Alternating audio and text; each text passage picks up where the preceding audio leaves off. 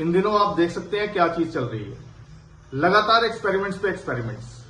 क्या इतने एक्सपेरिमेंट्स बच्चों पे करना सीबीएसई जो है वो जो कर रही है, क्या उसे शोभा देता है? लगातार एक्सपेरिमेंट्स।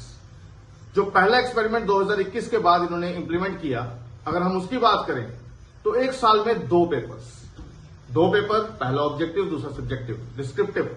मतलब कहना क्या चाहती है सीबीएसई कि पहला एक्सपेरिमेंट उनका फेल हो गया। जो है उन्होंने जो एक्सपेरिमेंट किया उसका कोई नामो निशान नहीं है उनके पास कि क्या उन्होंने किया और वो करना क्या चाहती थी।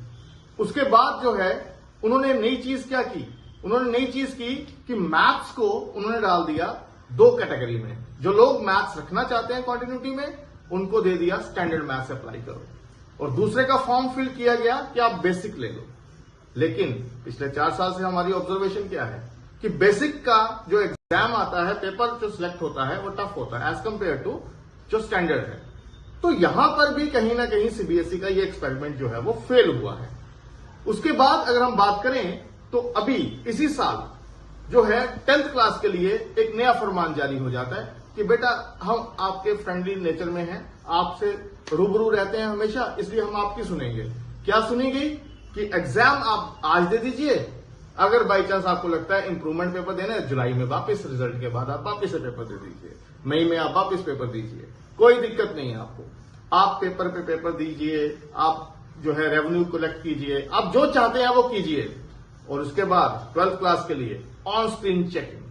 अब ये ऑन स्क्रीन चेकिंग क्या थी? ना कोई वर्कशॉप, ना टीचर के लिए कोई उसके लिए जो है कोई वर्कशॉप लगाई गई, ना उन्हें गाइड किया गया। माउस एक दे दिया, अरे यार एक पेन देते, स्टेंसिल देते, कुछ देते, वो जो पुरानी लैब्स है, पुराने कंप्यूटर वगैरह पेपर चेक करने में। तो यहां पर स्टूडेंट फ्रेंडली कहां से हो गया?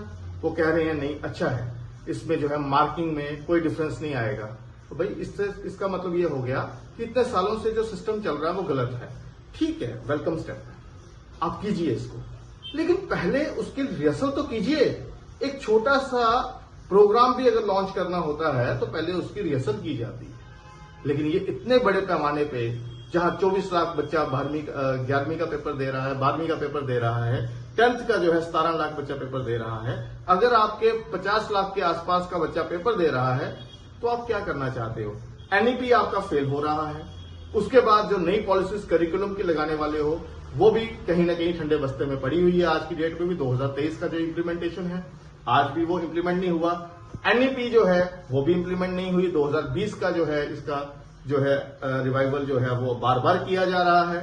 तो कहीं ना कहीं हमें सोचना पड़ेगा, ये ऑनलाइन जो स्क्रीनिंग है वो तो ठप हो गई। यहाँ पे कोई एक्सपेरिमेंट जो है वो नजर नहीं आता कि सक्सेसफुल होगा। और हाँ, अगले साल एक और चीज के लिए रेडी रहिए बेटा आप लोग। वो क्या है? आपको साइंस और एसएसटी जो है, सोशल साइंस जो है, उसके लिए भी स्टैंडर्ड और बेसिक मिलने वाला है। तो आप देख लीजिए कि आपके साथ क्या होने वाला है। जहां स्टूडेंट फ्रेंडली माहौल बनना चाहिए था, वहां कहीं ना कहीं प्रेशर जो है वो इंप्लीमेंट करवाया जा रहा है बच्चों पे। तो मेरे ख्याल से इस पर सीबीएसई को सोचना चाहिए। Thank you.